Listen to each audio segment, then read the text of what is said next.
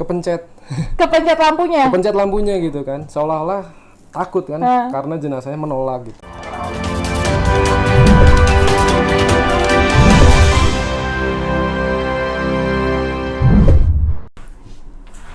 Halo dokter, apa kabar nih dok? Selama pandemi ya. Iya, kabar baik. Gimana ini dengan Teh Tesya ya? Teh Tesya. Iya, bebas mau manggil teteh, bebek atau apa. Beb Teh Tesya. Gimana Teh? Nih, dokter Kang Dimas ya? Iya, Akang apa dokter nih? Akang dokter. Kan Akang tuh salah satu yang bekerja di 2 rumah sakit sekaligus ya dok? Betul, Satu betul. rumah sakit swasta dan Betul. bahkan koordinator vaksin PMI. Betul. Tapi Teh. selain itu juga katanya dokter nih sudah mempunyai klinik ya dok? Betul, ada di klinik juga. Kliniknya tuh klinik gimana nih dok? Klinik rawat jalan sih Teh. Klinik rawat jalan. Berarti ada beberapa dokter ya di situ? di Ada kliniknya? beberapa dokter kita. Ada berapa dokter tuh dok? Total 4. 4. Total 4 nanti ya. Itu kok bisa sih dengan Akang yang semuda ini tapi sudah punya klinik bahkan gitu kerja di 2 instansi sekaligus. Betul, jadi kalau yang klinik itu kita dari turun-temurun dari orang tua ya, dari tahun 96. Lalu saya di Saya sini belum lahir tuh belum kayaknya lahir 96. ya. Atau mungkin pas tetenya lahir ya. Jadi baru kita kembangkan sampai sekarang, sampai akhirnya kita menjalankan klinik rawat jalan seperti itu. Tapi ngomong-ngomong katanya selain jadi dokter di 2 rumah sakit dan co-founder klinik juga lagi studi ya? Betul, lagi studi. Mempersiapkan spesialis dan anti-aging. Betul, lagi ambil studi anti-aging. Anti-aging tuh gimana sih? Anti-aging itu sih lebih ke anti penuaan ya, bahasa awamnya ya. Biar awet muda terus gitu Betul, ya. karena pada hakikatnya kan manusia akan menua. Cuma bagaimana menua itu bisa kita kelola dengan baik, gitu Teh. Ada nggak sih tipsnya biar kita awet muda terus? Biar misalkan walaupun saya udah 20 sekian ya umurnya bisa kelihatan Sekiannya 17 berapa tahun itu? gitu. Sekiannya? Hah? Wah, sekiannya berapa? Rahasia itu sekiannya banyak. Kalau rahasianya yang pertama ya aspek bahagia ya satu. Kita ada biopsikososial, spiritual, biologis itu dari tubuh kita memiliki penyakit bawaan, psikis itu beban pikiran, mental. Sosial itu hubungan kita manusia dengan manusia, dan spiritual dengan kita dengan Sang Pencipta. Semua itu harus seimbang itu Teh. Cuma nih, Kang, kan banyak ya sekarang yang sampai pengen muda tuh suntik vitamin, suntik segala macem lah ya. Betul. Yang sampai toh-tohan apalagi perempuan nih, Betul. anak-anak milenial yang sekarang. Itu tuh perlu nggak sih? Kalau untuk vitamin sih sebenarnya diperlukan boleh, namun ada dosis dan aturan yang berlaku ya. Apalagi sekarang lagi pandemi, biasanya Betul. orang-orang panik buying banget tuh. Betul Panik banget. buying yang contohnya vitamin yang kadar vitamin D pengen Dosis yang tinggi. iya dosis 5.000 lah, Vitamin dosis C, berapa. dosis tinggi juga. Saya rasa vitamin itu bagus ya buat pandemi ini. Cuma memang kita harus memperhatikan aspek yang lain gitu. Contoh vitamin C dosis tinggi, berapa ribu miligram gitu.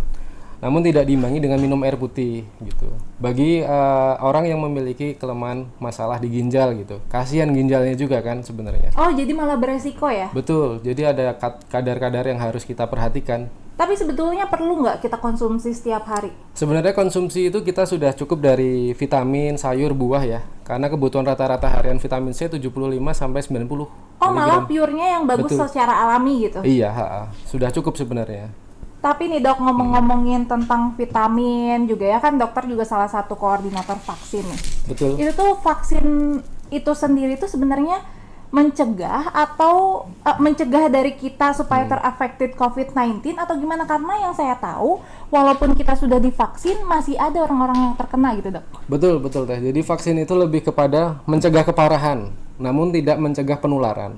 Karena apa? Penularan itu kita harus protokol kesehatan kita jaga. Ya gampangnya 5M Teh. Menjaga jarak, mencuci tangan dengan sabun, menghindari kerumunan, menggunakan masker, dan mengurangi mobilitas. Itu dari kita itu ya, protokol kesehatan. Tapi kalau untuk mencegah keparahan setelah divaksin itu, bagi seseorang yang sudah divaksin jika terkena COVID, harapannya tidak terjadi keparahan.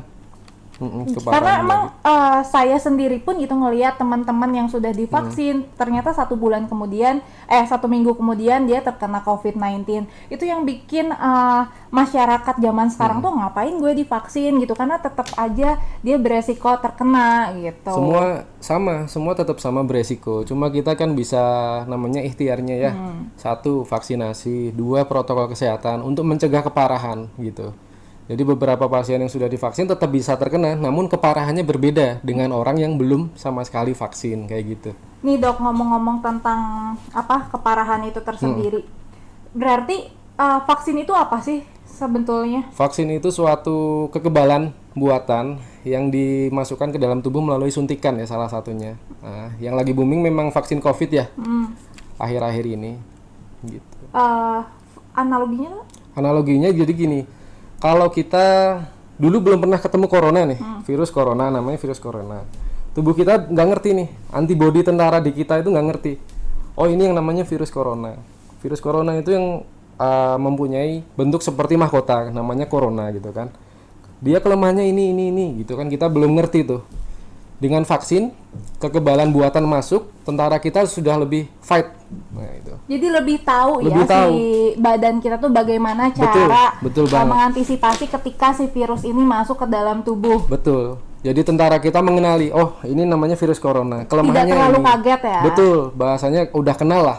Jadi kelemahannya tahu, tentara antibodi kita tuh fight. Oh ini yang namanya corona, kita sikat gitu. Bukan sikat gigi tapi. sikat WC. Sikat WC bisa juga. Nah, Kang, Iya. Akang juga kan salah satu koordinator vaksin juga. Betul. Sedangkan banyak sekali orang-orang tuh yang bahkan tidak bisa divaksin. Contohnya karena misalkan ada penyakit bawaan atau enggak yang tensinya tinggi. Itu gimana Kang cara mengantisipasinya? Apakah memang ketika beliau itu maksudnya salah satu orang yang mempunyai penyakit bawaan darah tinggi, gula yang seperti itu emang nggak bisa pure, nggak bisa divaksin atau gimana? Bisa teh. Tetap contoh memang yang paling screening awal yang paling sering yaitu kadar gula darah dan tensi ya, tekanan darah serta suhu. Harapannya di kadar yang normal ya, sehingga bisa untuk dilakukan vaksin. Lalu untuk penyakit-penyakit lain, jika kondisi terkontrol atau stabil atau atas advis atau saran dari dokter yang merawat, bisa tetap dilakukan vaksin seperti itu. Jadi walaupun nih orang yang mempunyai penyakit darah tinggi itu bisa tetap divaksin. Itu caranya dikurangin dulu. Kayak kan contohnya setahu saya nih yang orang awam, katanya kalau misalkan yang punya penyakit darah tinggi atau tensinya lagi tinggi, ketika minum sari kurma atau apa itu darahnya bisa merendah gitu dok. Betul, kalau itu dari sisi aspek herbal mungkin ya. Tapi kalau di sini saya bicaranya secara medis. Jika contoh tadi teteh bahasnya hipertensi atau tekanan darah tinggi, itu kita bisa konsumsi obat tensi atas advis tenaga kesehatan atau dokter. Tujuannya apa? Untuk mengendalikan tekanan darah. Seperti itu. Jadi batas untuk vaksin maksimal ya 180/110. Tapi itu kenapa sih dok, Kang nggak boleh divaksin dulu kalau misalkan yang mempunyai penyerta itu? Ditakutkan gini, muncul efek samping. Kadang saya habis vaksin lalu stroke gitu. Karena apa?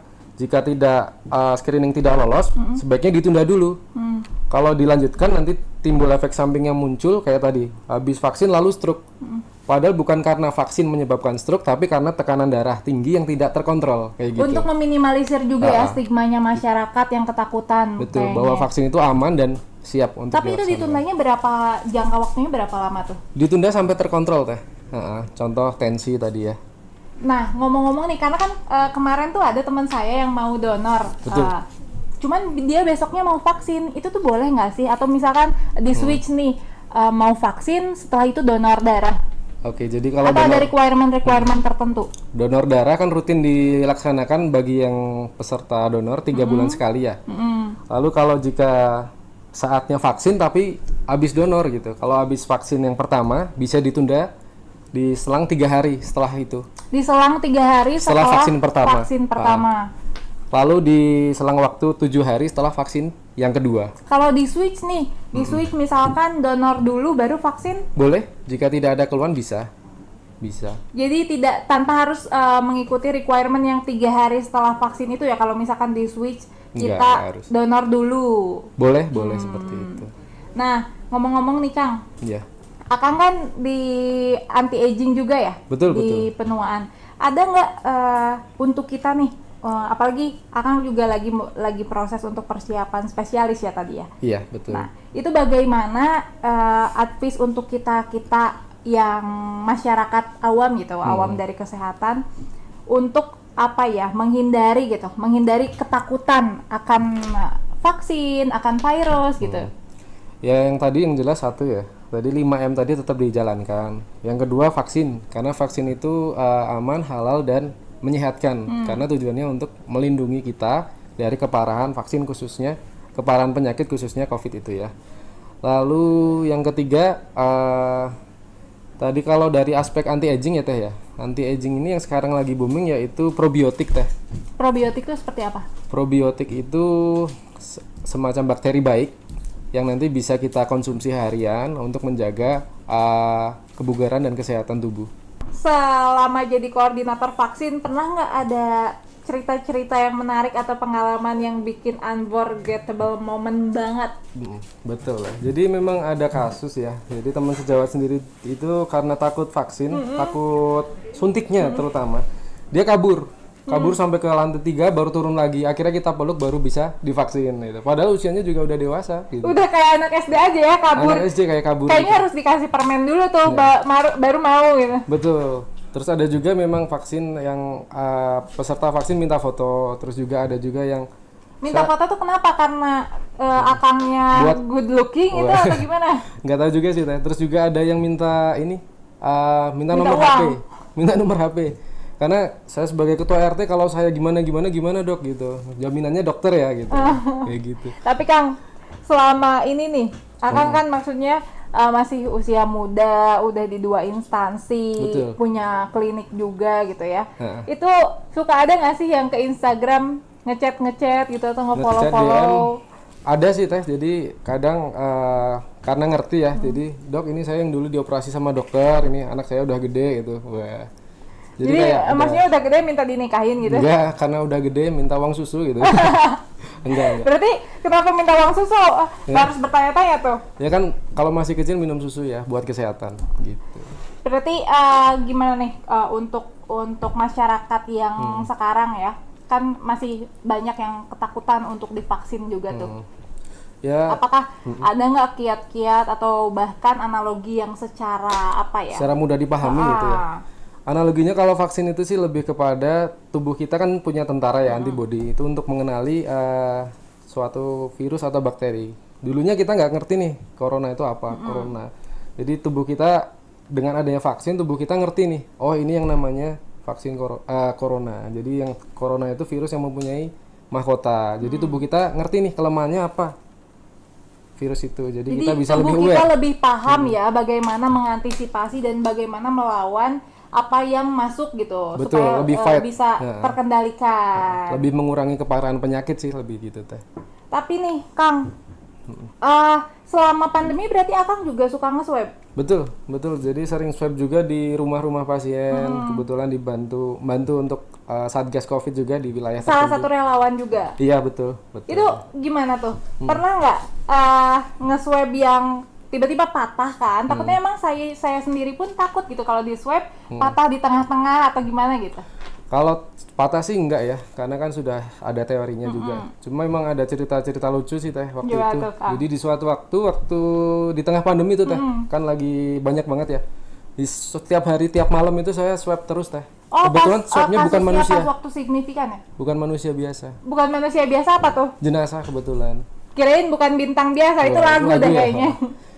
Jadi waktu itu sih lebih ke kebetulan kan di rumah pasien itu kan saya izin juga Pak ini nanti saya Dr. Dimas yang akan melakukan swab kepada keluarga jenazah tersebut itu mohon ditemani itu langsung mati lampu Teh kan saya juga kaget ya keluarga juga kaget gitu kan dalam hati pengen lari Jadi kita gemeter soal-soalan aja ya, masih tetap jaga image ya, kayak jaga berani. image tetap berani gitu kan padahal ya gemeter gitu ternyata apa kepencet Kepencet lampunya. gitu kan seolah-olah takut kan karena jenazahnya menolak gitu. Tapi bukannya jenazah biasanya pakai kapas ya di hidungnya? Enggak sama. Oh enggak ini belum karena baru kasus baru. Gitu. Itu kalau misalkan nge-swab jenazah berarti kaku? Iya Atau biasa gimana? aja. Sama seperti orang biasa. Oh gitu. Gitu. Tapi nih Kang, hal yang menarik juga. Mm-mm. Akang kan juga maksudnya usianya masih muda, Betul. sudah mempunyai klinik, Iya. apalagi lagi studi, ditambah juga kerja di 2 instansi. Itu gimana cara memilah-milih waktunya? Apakah nggak pernah dengerin YouTube atau gimana gitu? Jarang sih teh. Kalau dulu sih sering olahraga ya. Olahraga sama baca terus. Seringnya baca ya waktu apalagi studi S1 ya dulu. Tapi memang karena mungkin habis di waktu untuk belajar ya. Jadi nggak kenal tuh namanya cewek. Tapi Apa jangan-jangan belum punya pacar ya Kang? udah ada. Gitu. Terus akhirnya kenal sama Teteh di TVRI juga kan. Gitu. Tapi Kang, ngomong-ngomong nih, pas waktu dulu sebelum memutuskan masuk ke kesehatan, apakah pernah nggak terjerumus di lain fakultas atau gimana? Dulu sih awalnya pernah masuk di teknik sipil ya Teh. Terus coba kedokteran, akhirnya alhamdulillah bisa masuk ya di kedokteran. Akhirnya menyelesaikan studi tepat dan sekarang ambil studi lanjut kayak gitu Teh. Studi, kenapa memutuskan untuk memilih di spesialis penyakit dalam atau di anti aging? Kenapa itu? Kalau sekarang anti aging ini kan karena sekarang lagi booming ya, skincare. Terus pada hakikatnya kan kita manusia akan menua ya. Apalagi generasi milenial dan zilenial kalau nggak glowing itu gengsi gitu Glowing kalau in glowing in the dark. Betul. Gengsi kalau misalkan mau ke kafe atau gimana gitu. Karena ya penampilan nomor 1, karena kan kulit yang terlihat itu kan yang organ yang paling luas ya, yang paling kelihatan. Jadi itu salah satu kenapa memilih terjun ke anti aging. Anti aging betul. Tapi ada nggak sih kiat-kiat untuk supaya kulit kita glowing? Kalau dari teori yang terbaru, menurut penelitian sih yang paling bagus sekarang adalah probiotik Teh. Nah, konsumsi Probiotik itu gimana probiotik. tuh? Probiotik itu adalah bakteri baik lah bahasa awamnya. Jadi itu bisa kita konsumsi harian gitu. Apalagi saya juga kadang biasanya ngelihat kok orang-orang di Bandung apalagi ya putih-putih, kok pengen suntik putih, itu gimana sih Kang? Kalau suntik putih ya, itu sih lebih kepada kita untuk menghambat pembentukan pigmen ya. Jadi supaya terlihat lebih cerah. Penggunaan antioksidan juga bagus, ditambah probiotik juga.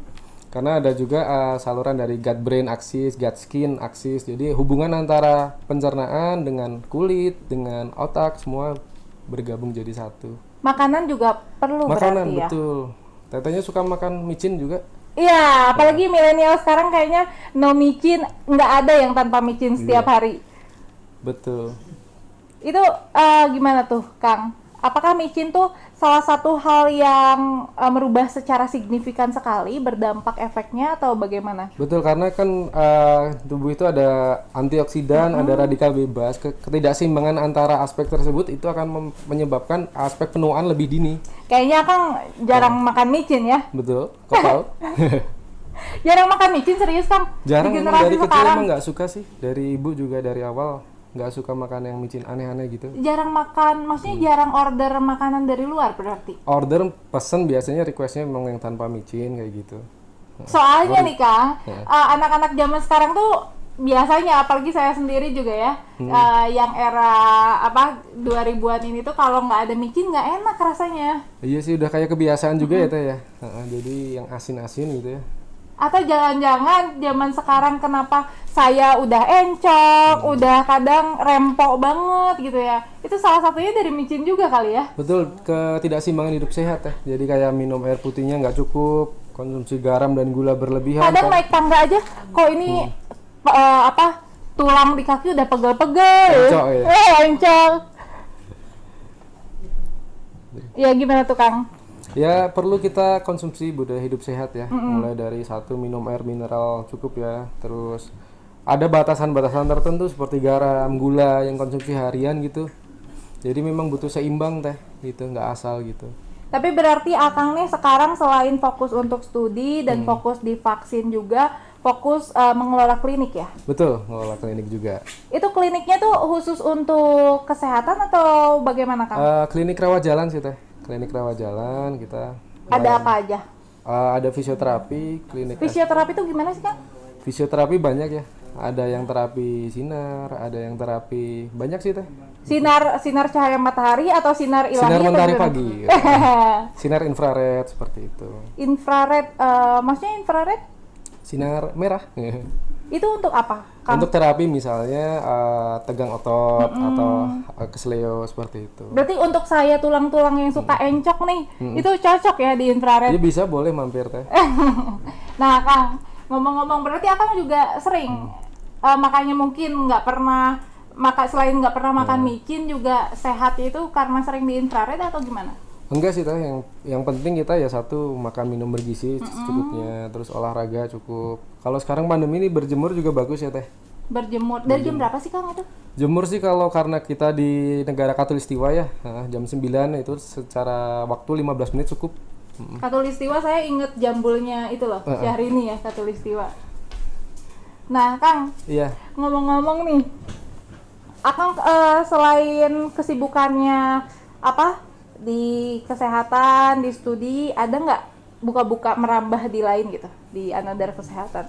Kalau ini sih mungkin bisnis swasta ya. Oh, bisnis juga ya, Kang? Iya sambil, karena kan selain dokter sebagai pekerjaan utama, punya bisnis sampingan untuk kita berkembang ya. Tapi Akang Dokterpreneur bahasanya. dokter entrepreneur. Iya. Di swasta fokusnya di apa nih, Kang? Lebih ke homestay, Homestay. sama ya jual beli emas gitu juga bisa. Maksudnya Akang punya homestay gitu? Iya ada homestay itu untuk sebagai bisnis sampingan ya. Teh. Itu gimana kalau misalkan ada yang pesan homestay tiba-tiba ada pasien tuh? Atau nggak ada yang minta divaksin? Udah ada yang kelola juga. Oh, udah ada yang kelola. Betul. Jadi jalan semua, sebagai nakes jalan, sebagai bisnis juga jalan kayak gitu. Cuman Kang, yang aku tanyain, kita balik lagi ke vaksin ya. Ada yang aku bingungin nih. Kenapa vaksin itu tuh harus 28 hari dari vaksin pertama atau vaksin kedua? Maksudnya rata-rata segitu kan? Iya, karena kan kalau vaksin pertama bahasanya imunitas kita sedang terbentuk nih, naik nih. Lalu setelah 1 bulan mulai turun, lalu kita booster lagi. Booster lagi untuk membentuk kekebalan yang lebih baik gitu. Nah, Kang, kalau misalkan sekarang banyak sekali masyarakat yang ketakutan untuk divaksin, stigmanya kan, gue takut vaksin nih, soalnya ternyata vaksin tuh ada microchipnya lah, atau ada B, C, D. Itu gimana tuh, Kang, cara menanggapinya dari PMI itu tersendiri? Kalau menanggapinya ya kita edukasi ya tentunya ya, bahwa memang vaksin itu aman, halal untuk kesehatan, mencegah keparahan penyakit juga bagus. Toh kita juga dari bayi udah ngerti imunisasi, dan kebetulan pas pandemi ini juga baru booming kembali lagi vaksinasi. Kenapa perlu takut gitu kan, juga sudah vaksin yang berjalan itu kan sudah ada izin edar juga teh. Jadi nggak perlu takut, nggak perlu ragu. Jadi kita sukseskan vaksinasi ini. Jadi Akang juga bahkan sudah vaksin ketiga kali berarti ya? Ketiga udah teh. Dari Itu gimana, Kang, efek sampingnya waktu dulu pas ketiga? kalau vaksin sih memang ada namanya KIPI ya teh. KIPI KIPI itu apa? bukannya hewan yang terbang ya? Kupu-kupu itu, Kang. Kupu-kupu ya betul. KIPI itu kejadian ikutan pasca imunisasi. Dari bayi pun kita udah kenal sih sebenarnya namanya KIPI. Kadang, Bu, ini nanti kalau bayinya udah divaksin, imunisasi, nanti bisa timbul rewel, demam, itu nanti nggak usah panik, tenang gitu. Sama seperti vaksin COVID ini juga bisa saja muncul reaksi alergi yang bisa muncul. Namun rata-rata selama saya bertugas jarang sekali ada yang timbul seperti itu. Tenang tuh itu bukan sih, Kang, kalau misalkan kita mau juara? Berenang. Menang itu, Oh, Kang. menang. Aduh, Salah, Teh. saya jadi grogi, salah. Nah, Kang, ada juga nih yang dibingungin, apalagi Akang kan maksudnya koordinator vaksin, Betul. relawan juga. Gue vaksinnya apa ya? Yang A, yang B, yang C, bagusan yang mana gitu? Pada dasarnya semua sama ya, sama baiknya. Tujuannya untuk mencegah keparahan penyakit ya. Cuma kalau dari vaksin dosis 1 yang vaksin jenis yang A, yang vaksin keduanya juga yang A gitu. Jadi Nggak harus boleh sama. belang-belang gitu? Nggak boleh nanti kayak zebra gitu. Jadi yang pertama Sinovac, yang kedua jeda 1 bulan Sinovac lagi gitu. Nggak boleh Berarti beda. ini ya, Akang kalau misalkan jadi koordinator vaksin, sehari bisa ngevaksin ratusan? Ribuan malah teh. Ribuan? Ribuan sampai capek ngomongnya gitu. Karena harus di screening Screening setiap ya, orang screening ya? satu-satu kan, tiap orang punya cerita masing-masing, punya pengalaman masing-masing, punya ketakutannya masing-masing, tapi kan kita harus menjelaskan dengan baik. Ribuan itu udah kayak mau konser ya? Betul, nanti masuk tiket kita tinggal nyanyi gitu. malah jadi vokalis ya? Iya. Nah, Kang, selain itu juga, Kang, ada yang masyarakat kadang bingungin nih, Kang. Gimana teh? Gimana sih caranya kalau misalkan vaksinnya supaya tidak ada efek samping? Kalau efek samping yang muncul gitu, tiap orang sih rata-rata berbeda ya.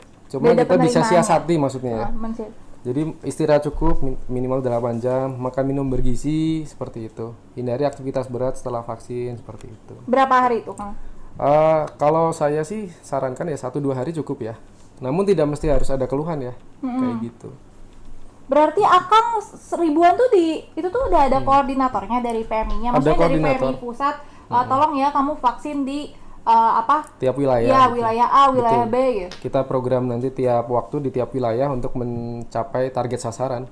Itu targetnya dari PMI pengennya terrealisasi kapan, Kang? Nah, ini sudah berjalan sih Teh dari PMI pusat. Ini kita sedang gencar-gencarnya untuk melayani masyarakat yang belum vaksin juga. Katanya, Kang, Apa nih Teh? vaksin tuh mau diperjualbelikan ya kalau misalkan sekarang nggak Kalau ini dari, sih mungkin dari pihak PMI-nya juga akan sebagai koordinator. Kalau sekarang sih masih free ya dari pemerintah, kita masih gratis untuk melayani masyarakat yang belum vaksin. Banyak sekali kan, maksudnya rumor-rumor yang akan ketika lo nggak vaksin sekarang nih, lo nanti vaksin di bulan depan atau tahun depan akan berbayar lo gitu. Kalau sekarang sih masih yang fokusnya yang gratis ya dari pemerintah, jadi turut untuk mensukseskan vaksin dari negara juga. Iya, bener banget. Jadi kita emang tidak usah takut ya, ketakutan apabila mau divaksin atau gimana, karena Betul. bahkan screeningnya aja tadi aja Akang udah ini ya, udah maksudnya udah mendeliverkan screening bahwa satu-satu. akan ada pertanggungjawaban dan lain-lain gitu, halal. Jadi aman, sehat juga buat kesehatan kita semua. Nah, thank you banget nih Kang, udah menyempatkan hadir ke podcast TVRI Jawa Barat. Mungkin Akang ada untuk teman-teman PMI atau enggak untuk kita semua gitu. Oke, untuk teman-teman semua yang belum Advice-nya. vaksin, boleh kita segera sukseskan vaksin. Lalu mungkin ada pantun ya Teh? Iya, boleh pantun. Jalan-jalan. Bagus banget Kang pantunnya. udah ya? Oh, belum. Oh ya udah. Teteh mungkin mau nyampein. Boleh Akang Kaget aja. ya, saya jadi lupa. Oke, jalan-jalan ke Taman Sari, tidak lupa membeli beras. Ayo kita nonton podcast TVRI. Ya, jangan lupa subscribe dan like-nya. Terima kasih Akang sudah menyempatkan sami-sami, hadir, Teh. sukses selalu dan semoga bisnisnya tadi Iya. bisnisnya ada homestay dan lain-lain merambah juga di berbagai aspek, maksudnya berbagai bidang juga ya, tidak hanya di homestay dan emas, jual beli emas aja. Iya. Emas apa nih? Mas Dimas. Mas Dimas. Maksudnya Mas Dimas tadi sebenarnya bukan yang lain. Terima kasih Kang, Ya, sukses sukses terus. juga untuk Teteh. Dan Ya. semoga nggak kena Kang. Oh iya. Dan semoga sekarang pandemi